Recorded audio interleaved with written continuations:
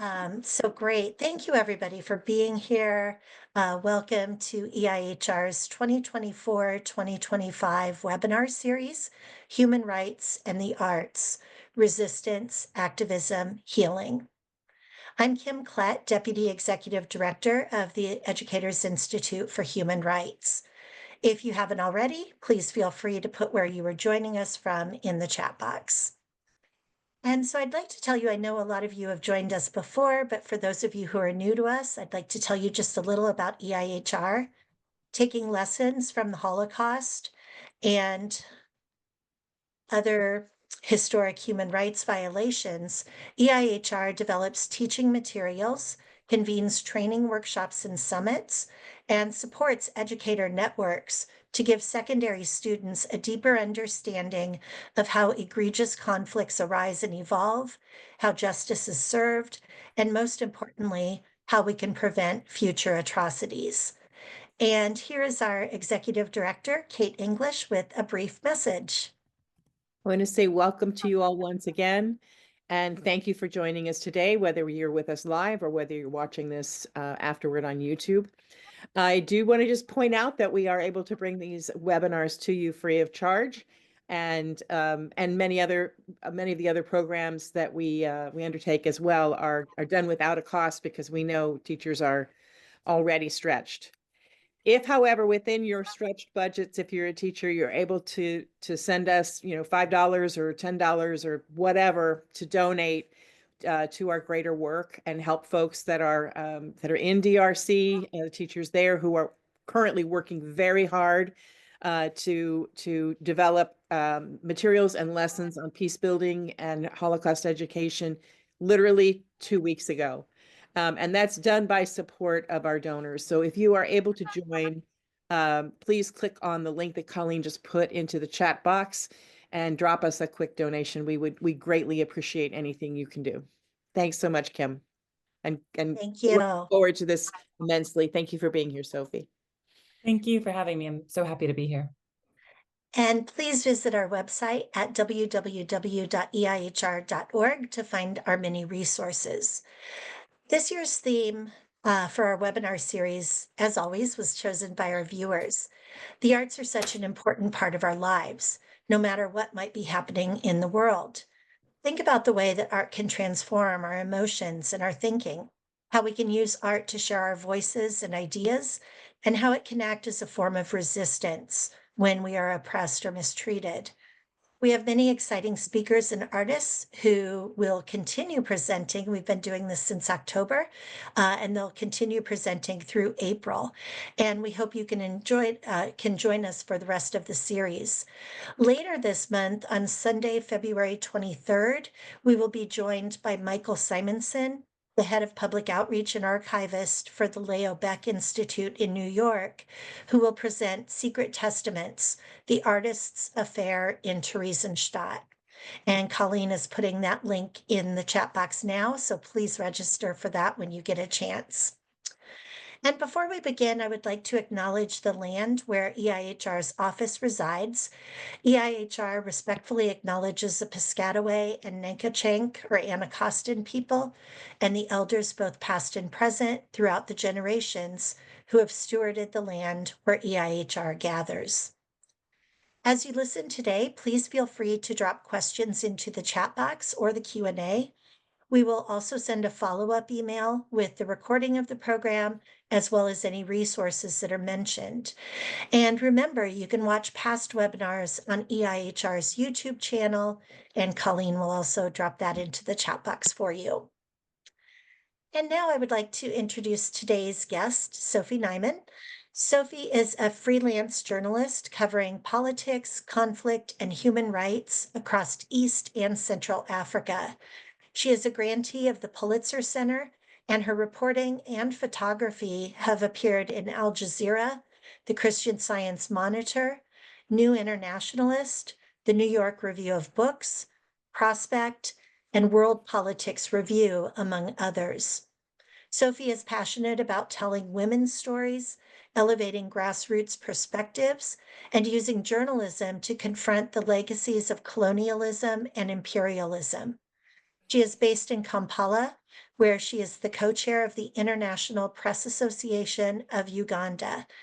And this topic couldn't be more timely. So thank you again, Sophie, for joining us. And I'll turn it over to you. Thank you so much for having me. I'm really an admirer of EIHR's work and teaching, developing social justice and Holocaust teaching materials. And today I will be talking about myself less, so that was a lovely introduction from Kim. Thank you so much. And about an amazing artist in Goma named Lucy Kamuswakera. And as Kim said, this couldn't be a more relevant time to be speaking about the Democratic Republic of the Congo. But while we pull up those slides, I'll begin by talking about Lucy, who is a brilliant tapestry artist working from a rundown studio on the outskirts of the Congolese city of Goma. And from there, Lucy has created a vibrant embroidered archive of war. I remember meeting her there last July with a needle grasped in her wrinkled fingers. Lucy was stitching a soldier's uniform the color of pine needles onto a worn piece of burlap that was spread out across her lap. And for some 30 years, the artist has documented war in Eastern Congo this way, using only her needle and thread.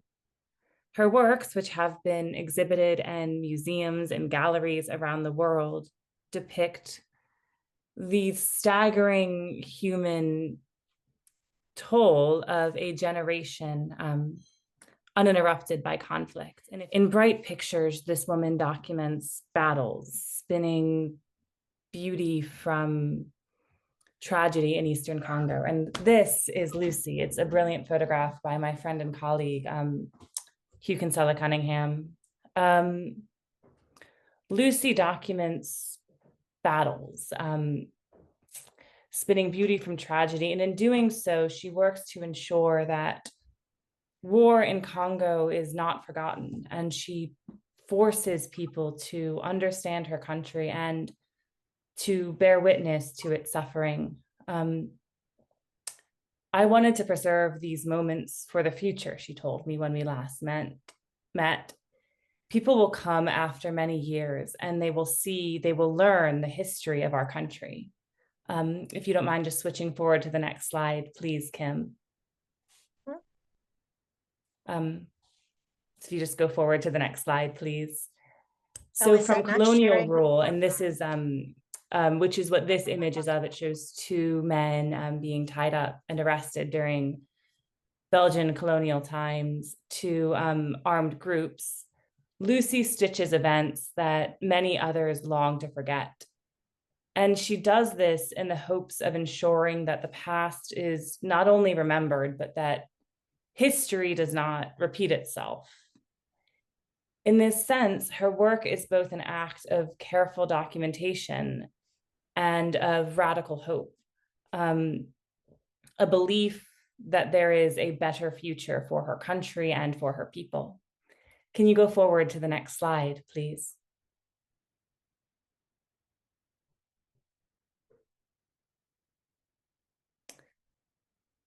Lucy's art is also deeply personal, while attempting to capture something somehow universal about the history of Congo. As a girl, she was taught in a missionary school when Congo was still a Belgian colony.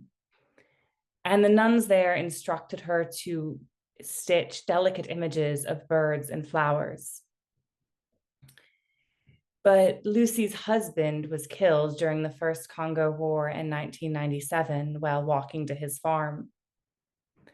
At the time, a coalition of Rwandan and Ugandan forces, along with Congolese rebels, fought to overthrow then dictator Mobutu Sese Seko and install Laurent Kabila in his place. And I know we have attendees from Congo and Rwanda who probably know this history a great deal better than I do, but bear with me while I explain it for anyone who's not familiar. Rwanda was specifically angry at Mobutu for sheltering former genocidaires who had perpetuated participated in the slaughter of some 800,000 Tutsis. After the death of her husband in this period, Lucy did not feel like making pictures of flowers anymore. Instead, she began to sew exactly what she saw around her: rolling tanks, armed men, terrified civilians running, women and children hiding. Less than a year after this first Congo war ended, another began in its wake. Rwanda and Uganda again turned against their former ally Kabila, now accusing him of supporting Hutu militants in Congo. The conflict ballooned to draw in 9 neighboring nations in a quickly shifting web of allegiances. Meanwhile, local militant groups sprung up to defend their communities, rushing unprepared into this brutal conflict. And all of the belligerents at the same time looted Congo of its gold, precious gemstones, and other minerals. By the time peace agreements were finally drawn up in 2003, millions of people had died, both as a direct result of war and of the hunger and sickness that followed in its wake. And successive cycles of conflict have continued in Congo ever since. Always, Lucy has documented them with her needle and thread. While this began as an act of mourning for her husband, she also works meticulously to document specific battles and uprisings. She embroiders from memory whenever she can, drawing events she has experienced during 3 decades of conflict. But when she cannot remember or has not seen something, Lucy asks careful questions to ensure each detail is accurate. She also works from a stack of image given to her by a photojournalist, carefully recreating images of Congo in embroidery. Kim, if you don't mind flipping to the next slide quickly, just so I can show a photo. So if you see, this is an image of children playing on a cannon in Eastern Congo, taken by a photojournalist. And then if you flip back to the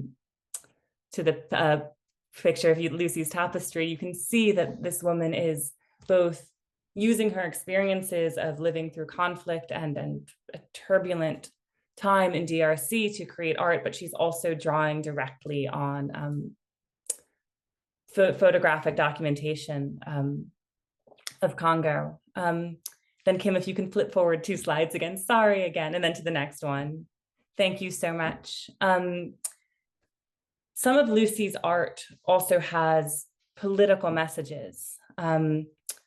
This one is a protest against corruption in DRC.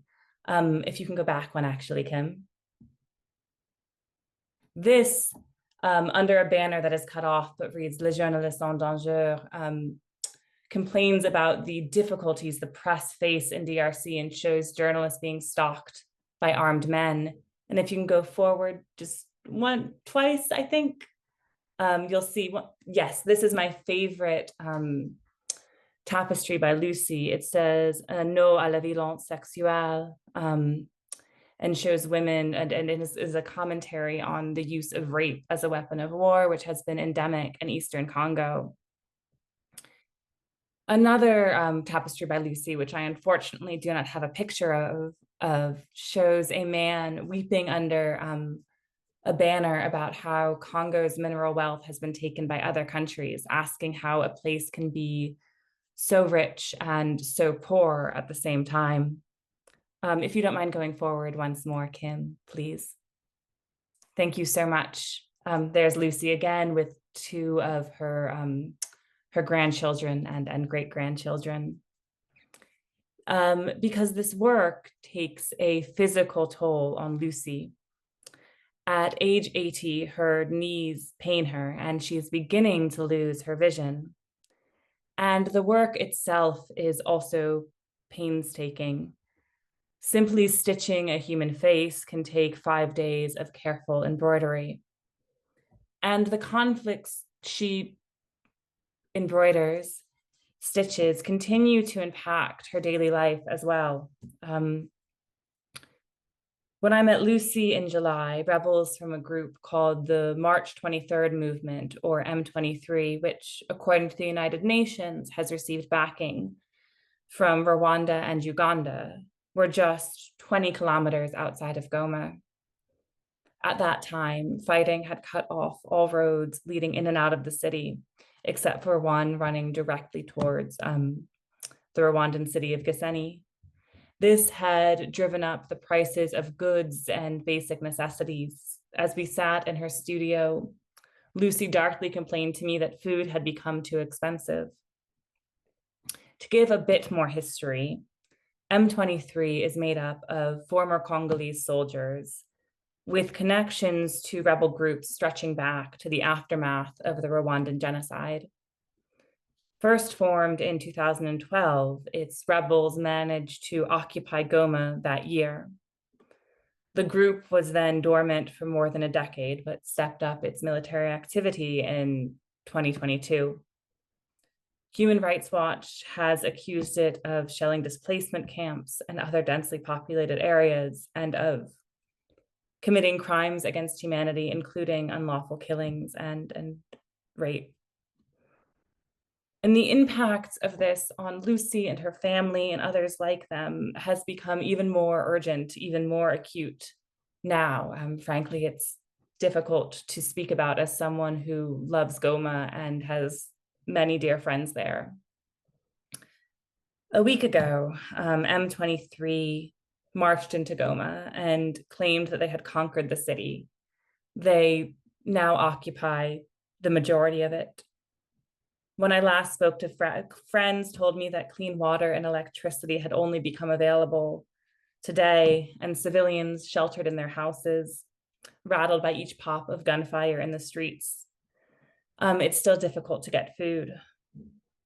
A Red Cross-supported hospital in Goma said that it had treated about 100 cases in 24 hours, with many people suffering from serious head and chest wounds caused by mortars and by shrapnel.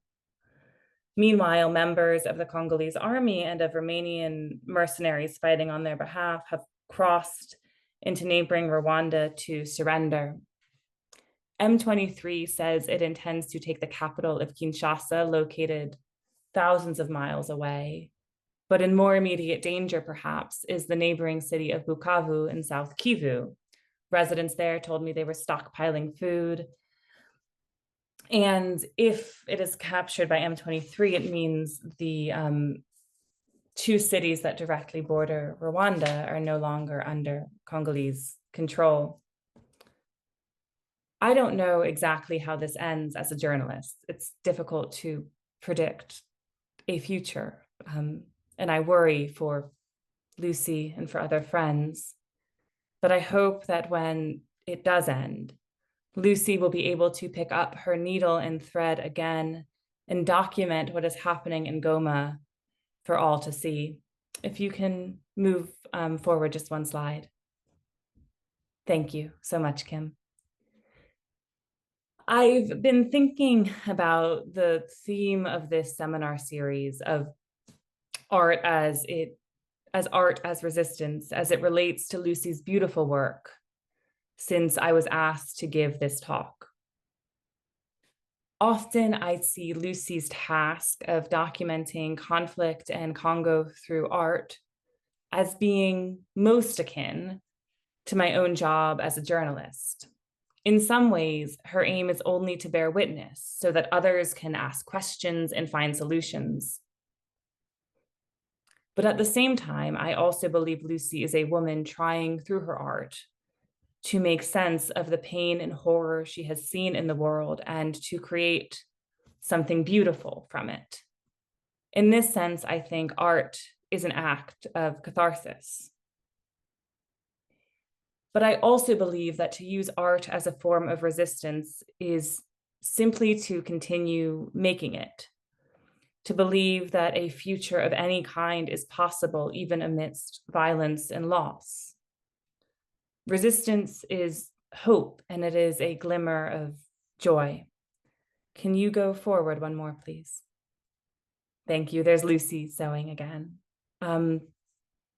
because determined to ensure that her craft lives on, Lucy is now passing her skills on to her children, grandchildren, and great-grandchildren, who you saw in some of the previous slides. When I visited her studio in July, these pupils sat watching as she worked, their concentration seeming as taut as the threads in Lucy's hands.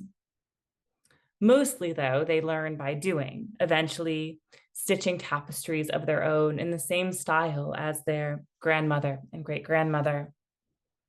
They often recreate battles, other significant events in Congo, vowing to take up her craft so that the history of conflict is not forgotten. They want to do their grandmother's work. But Lucy also dreams of a better future for her descendants, a time when perhaps they can embroider something other than war. At the bottom wall of her studio in the far back corner is a tapestry showing people happily drinking and playing drums beside their thatched huts. Lucy describes it as a celebration of Pan-Africanism. She wants to make more like it. Today, I am making pictures of war because we are in war, she says simply. When war ends, I will make pictures of peace. And finally, art for Lucy is also a form of survival. A woman living alone without a husband in a society that is deeply patriarchal. She is also able to support herself and support the children, grandchildren, and great-grandchildren she teaches through making and selling these tapestries that teach people about Congo. And I think that Lucy's art is a vital tool for educators as well, because it brings students directly into the dynamics of politics and war in Congo, while also showing the human impacts of the conflicts that have affected the country. It helps students can understand how Lucy and others like her document to make sense, to hope for a better future. I think her work reminds us that history is not something that is just written down in a book or spoken about in a Zoom lecture like this one. It's something that is lived and it's felt, and it is carried forward by people like Lucy who refuse to let these events and their impacts be forgotten. I think her art is proof that creation can emerge from destruction, and that the act of remembering and creating and hoping is a form of defiance. Thank you so much for having me. That's all I wanted to say for now. And I welcome any questions you have, whether it's about Lucy's phenomenal art or about the current situation in Congo, because as Kim said, this is a particularly relevant time to be speaking about Eastern DRC. I would love to answer any of your questions. And thank you again for having me. This is a wonderful organization and really an honor to get to talk to you. Thanks so much, Sophie. Your photos are just amazing. Thank you. I should say most of the photos are from my dear friend and photojournalist colleague. He's a bit more talented. I write and he takes the photos, but Lucy's art is amazing. So hopefully. You're a great team. How did you meet Lucy, and have you had a chance to revisit her at all? Yeah, that's a wonderful question. Thank you so much. I heard about Lucy through the work of another journalist. In fact, the photographer who took some of the photos in this story and has done a lot to document the lives of civilians in Congo. And as a result, we do sometimes work together. Through him and through a wonderful friend and translator I work with in Congo, we met Lucy and just spent time with her and her family in this small studio, actually not far from the displacement camps on the edge of the city. And since then, she's just sort of remained a part of my heart. Her work and what it means is just very impactful. I've not had a chance to check on her yet, only since she doesn't have a telephone. So if you want to meet Lucy, you drive to her studio and you see if she's there. But I hope to, once the situation is a bit more settled in Goma and it's safe to go out, I hope to find through friends there a way to check on her. Great. Christina in the chat box had a comment. She said, I think now more than ever, we are recognizing that digital and print media is no longer necessarily forever, and that this art and historical retelling will speak long after the rest of us are able. Yeah, I love that. I am a little bit biased. I do hope that print media stays on for some time, but I do think that that's a such a beautiful point, Christina, that work like Lucy's is indelible in some ways. It is it's also sort of universal linguistically. To read the work I, for example, do about Congo, you'd need to be an English speaker. Anyone can look at a tapestry by Lucy and understand, I think, quite deeply, not just exactly what's happened in war, because she's verified it with photojournalists she's known, she's asked questions, but also how that war impacts people, both the artist and the people being portrayed. And I do think for teachers, that's also a useful tool to talk about the longevity of Lucy's art. And Colleen mentioned she's capturing the conflict as it is happening, which is quite extraordinary as well. Yeah, And she's an Xing, extraordinary woman. You're right, Colleen. Sorry for interrupting, Kim. I'm just yeah, passionate about Lucy and her work. no, she's amazing. And thank you for sharing Of her course. with us. Xing wants to know, are these beautiful artworks available somewhere on the internet for teachers to use? As far as I know, let me get back to you. Kim, and this goes for Jung and everyone else, please share my email and my social media. You're always free to contact me if you have a follow-up or you just want to talk about Congo or anything else. So please send me an email and we can talk about that. There should be some images of her work online through an academic project on it. And I can work through both my own, I can send you my own personal images of her work, as well as additional images taken by photojournalists and colleagues who have an even larger stockpile of her images.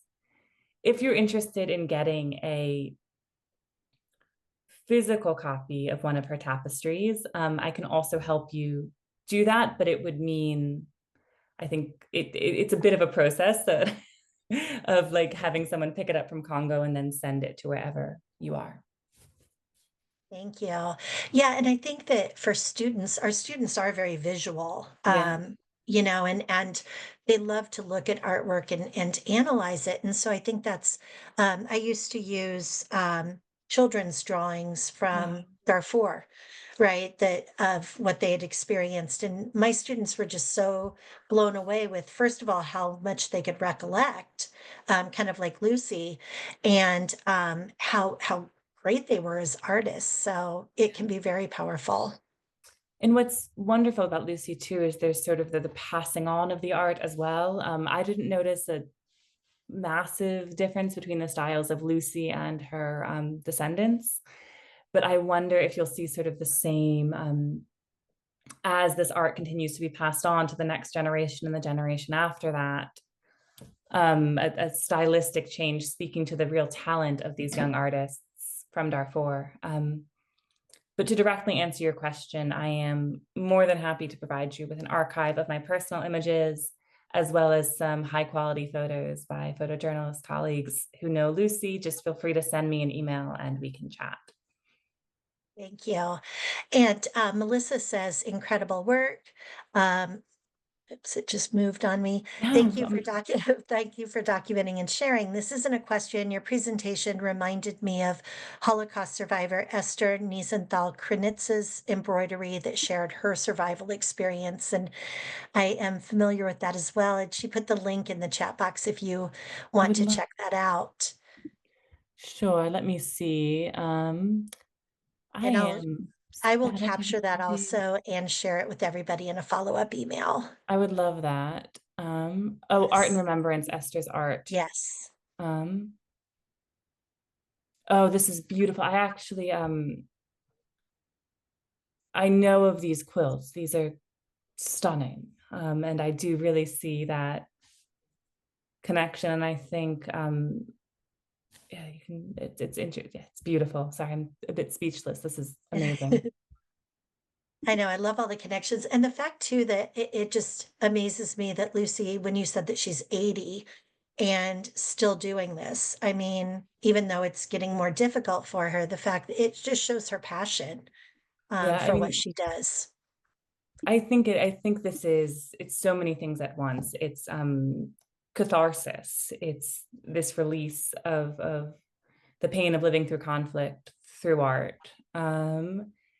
I think she feels a sense of responsibility to bear witness and document. And that's sort of where my feeling that her work is a bit akin to what I do as a journalist sometimes. But I also think it's survival, that she is a woman who needs to survive in a society that has been deeply impacted by conflict and without financial support, because she is a woman on her own looking after the children she teaches, which I think there's so many incredible things that drive this woman. Exactly. Kate said, or asked, I'm wondering if you have thought about other instances where textiles and embroidery in particular is a form of witness or resistance. She said she's thinking about African Americans under slavery, Central Americans in the 1990s. Do you have any other? I would add the documentation that was just shared of Esther's work, but I don't have any others that come to mind. I'm happy to keep this conversation going if I do think of people, but now I want to be a student in a lesson comparing all of those different tapestries and talking about art as quilting as resistance across time periods and experiences. That would be incredible. Christina wants to know, does Lucy and her family have a way to receive compensation for the work as you are sharing it? That's a great question.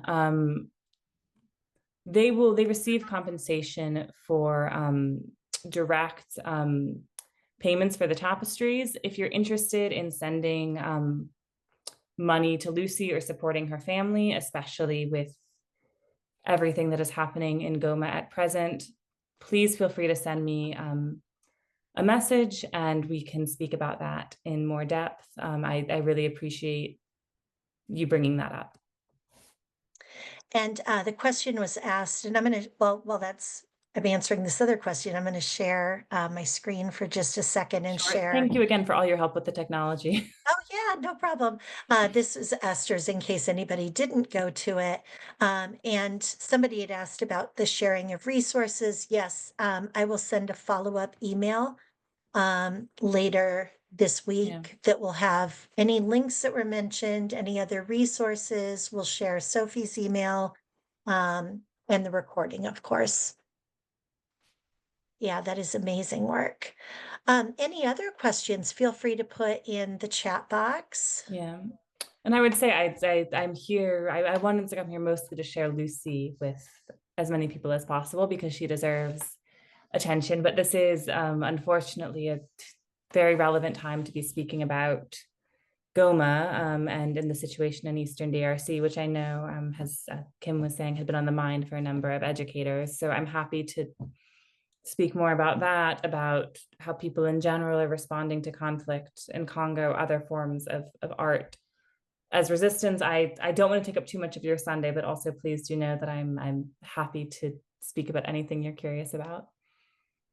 Yeah, Valerie said, I'd love to use Lucy's work as resistance to connect when my students read the Odyssey, particularly Penelope's work, and use Emily Wilson's translation to look at women and their work of resistance. It's a great idea. I love that. Yeah, that's fantastic. It makes me want to be in school again. Are there other, yeah, exactly. Are there other examples that you've seen in your work of resistance through art, specifically in Yeah. DRC? Yes, I don't have a picture to hand, unfortunately, but I can share them on email when we all follow up. But when I was in Congo last in July, a group of artists from Kinshasa, so the capital, had flown into Goma and were painting these sort of vibrant murals on the sides of displacement of tents in displacement camps, often involving local children in the process. My favorite was an image of Patrice Lumumba, who was Congo's first democratically elected prime minister, as well as images demanding peace and an end to war in DRC. Another particularly striking one was of General Mamadou, who's a sort of folk hero in Congo for his role in a previous, defeating a previous rebellion in about 2012. And I had the chance to speak to some of these young artists as they were painting the displacement tents. And they said that their hope was to bring joy to people who were in a deeply difficult situation, and to sort of brighten their daily lives away from home, which I think goes back to the idea of resistance as joy. And I can send those images when we all speak, or on email, excuse me. That would be great. Yeah, I know that I think what you're saying about that idea of resistance giving hope and joy that we sometimes forget. We think of resistance as sending a message. But it's also sending that message back to themselves that, Exactly. we're fighting and we're alive and we're doing something here. And I know that from the DRC, we are getting a lot of newcomers.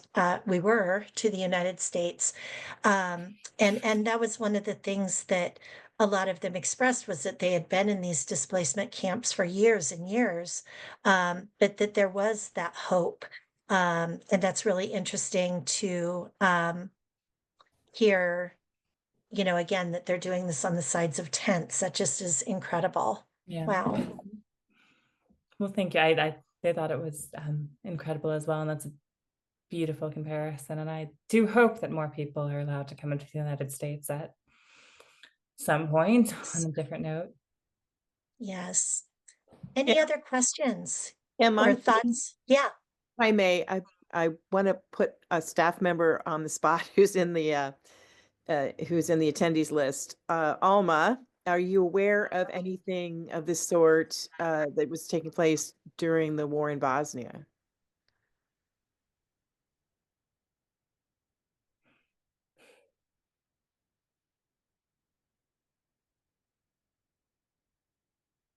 And Alba, I think I made it where you can talk if you would like.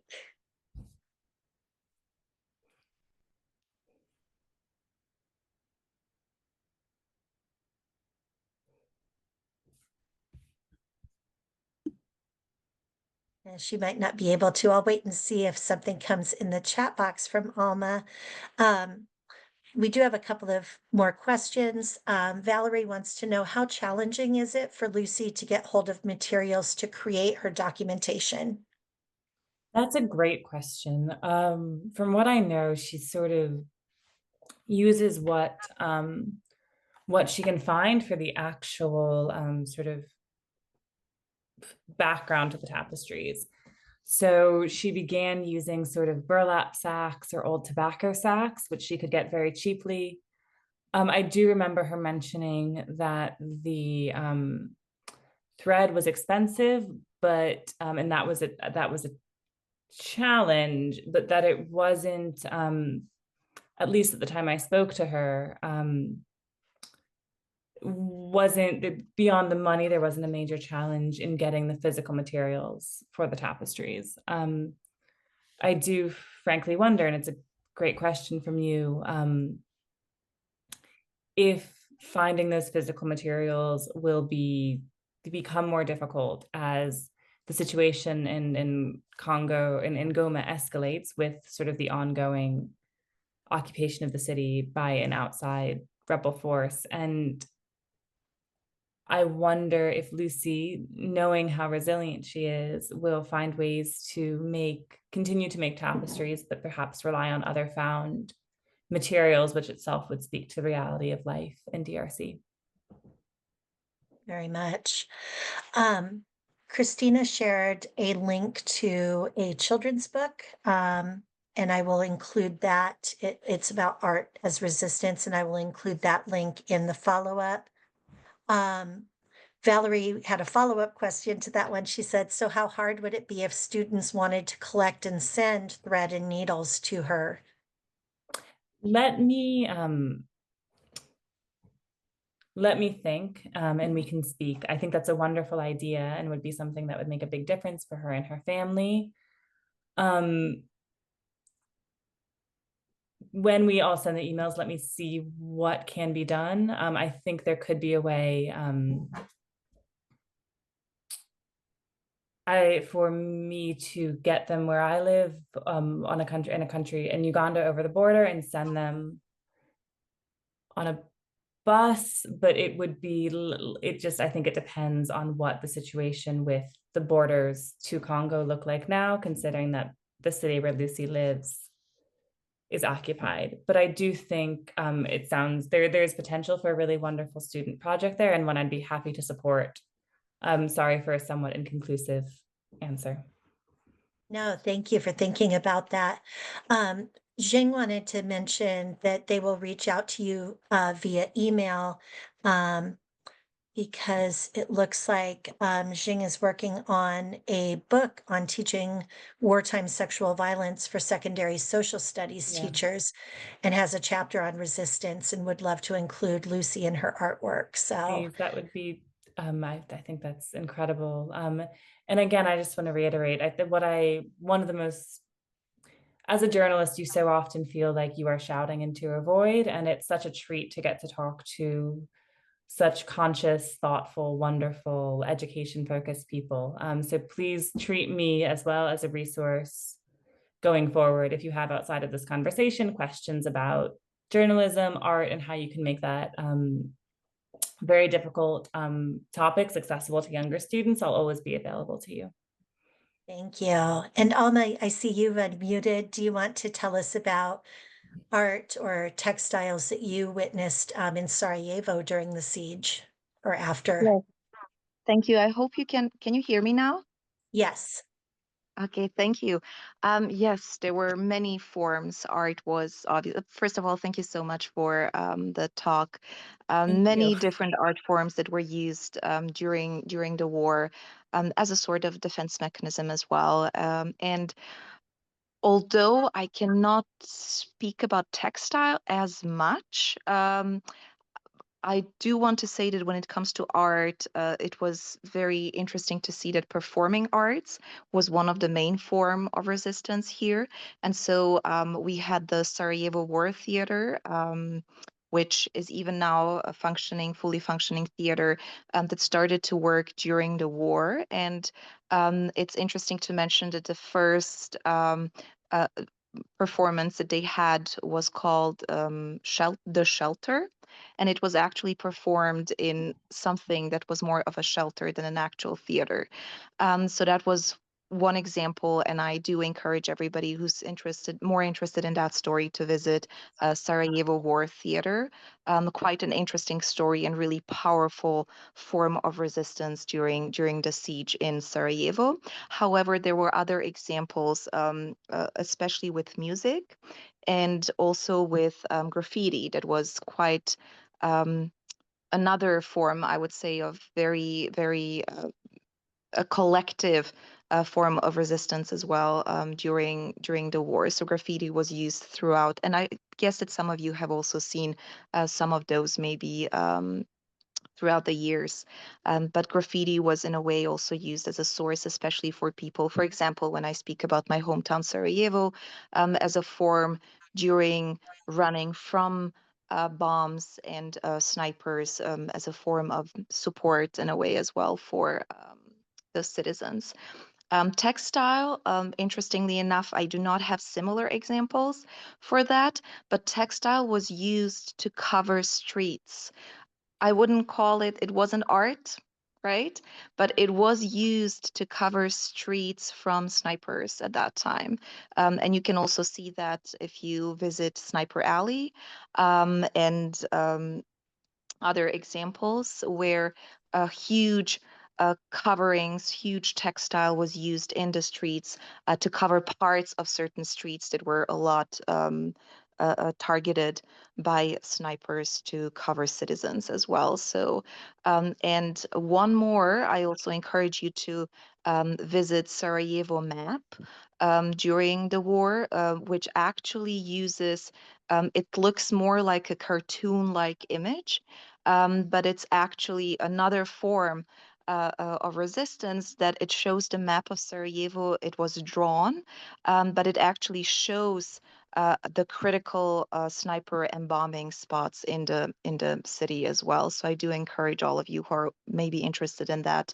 I do tend to use it with my students in class, for example. Yeah. So Wow. Thank you, Alma. Thank you.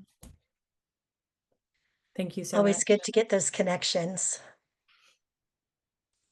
All right. Well, I don't see any other questions. So, Sophie, we just want to thank you again very much.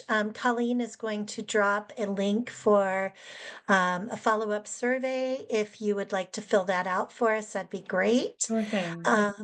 And Sophie, again, any last words? Just a big and emphatic thank you to all of you. It was really such a treat to get to spend a Sunday afternoon chatting to you. And please do keep in touch. Anything I can do to continue to continue this conversation, I'd be so glad to do. Have a wonderful day, and thank you again. Thank you. And Thank I may you. can very quickly say, I put it in the chat box, but if any of you end up doing something with your students and connecting with Sophie or getting materials or funds to Lucy, please let us know. We'd love to celebrate that with you. And even if it's privately, please let us know because we love to see where the ripple effect goes. Yeah. So thank you very much once again, Sophie. Thank you again, and have a wonderful day. Thank you so much. Thank you. Bye, Bye. everybody. Thank you.